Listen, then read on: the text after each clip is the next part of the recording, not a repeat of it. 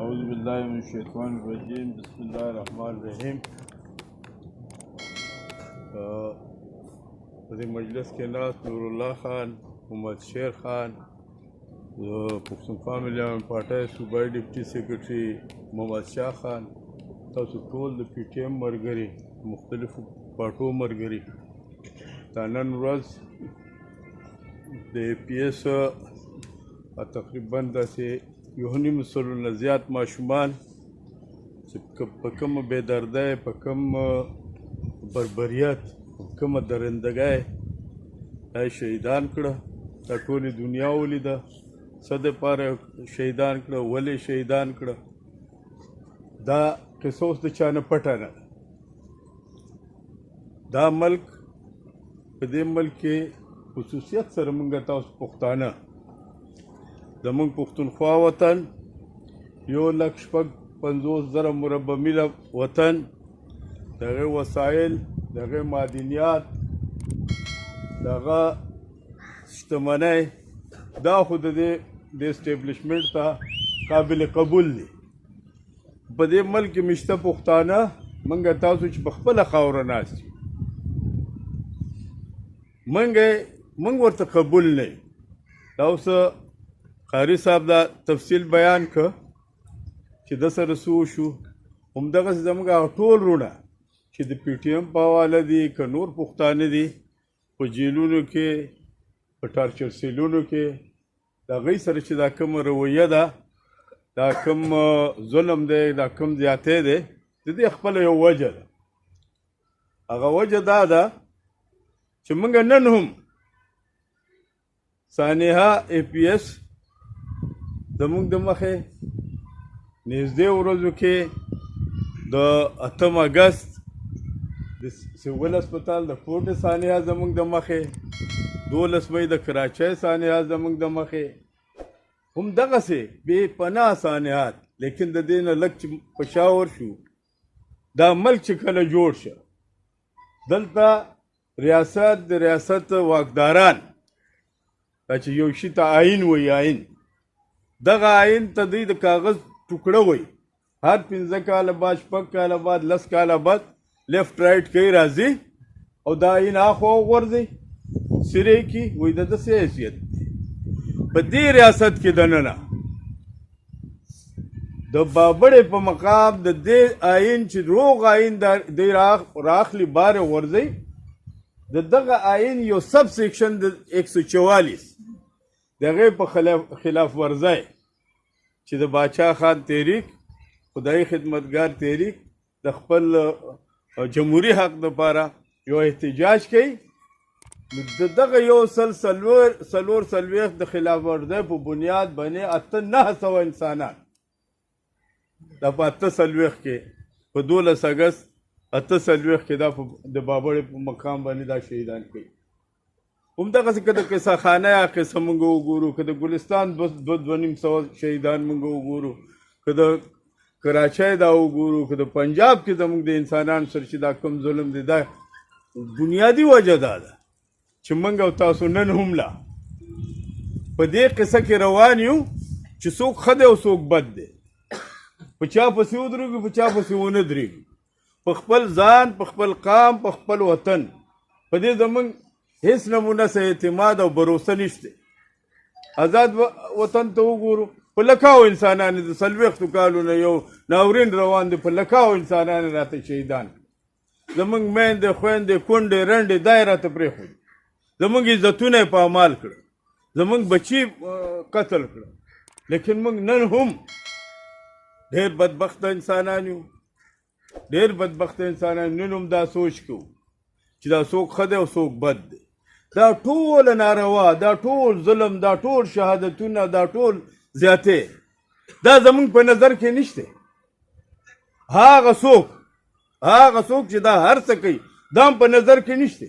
خو په خپله کې 2-4 کسان په یو بل پسې دوربین راغسته دی. اسټیبلشمنټ دلته روغ حکومتونه لرکوي او حکومتونه راولي، دا موږ ته نه ښکاري.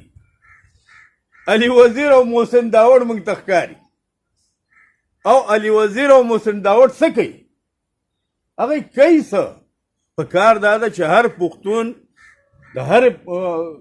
نیشنلیست د دې ملک په دې خپل قام په وطن مین انسانان نن په دې خبره شکر وباسي چې په هغه اسمبلی کې خو اسټیبلیشمنټ چې دا هر څه وکړه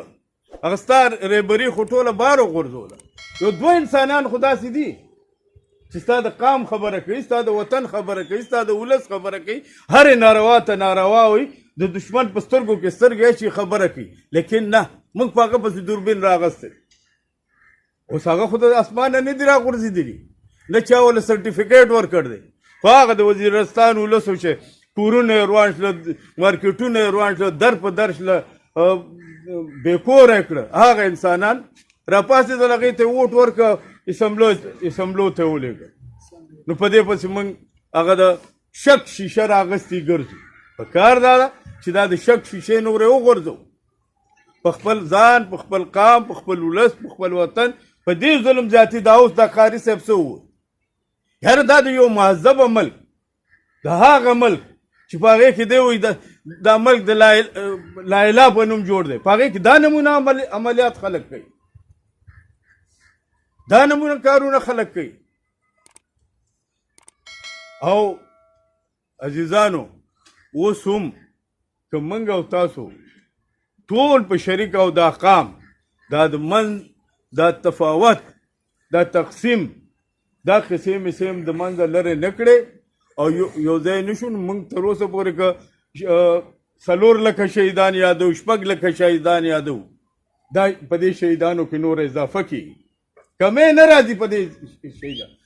د چا په ذهن کې دا خیالي چې دا اسټیبلیشمنٹ دا ریاست د دې ریاست واکداران دا به د انسان بچی شي دی به د مهذبه انسانانو غونې ژوند تېروي دی به هله د انسان بچی کېږي هله به د مهذبه انسانانو غونې ژوند تېروي او رویې به یې ښه کېږي چې دا قام منظم شي دا قام متحد شي نن خلک په پی ټي ایم پسې ګوتې اوچتوي پی ټي ایم دا او پی ټي ایم دا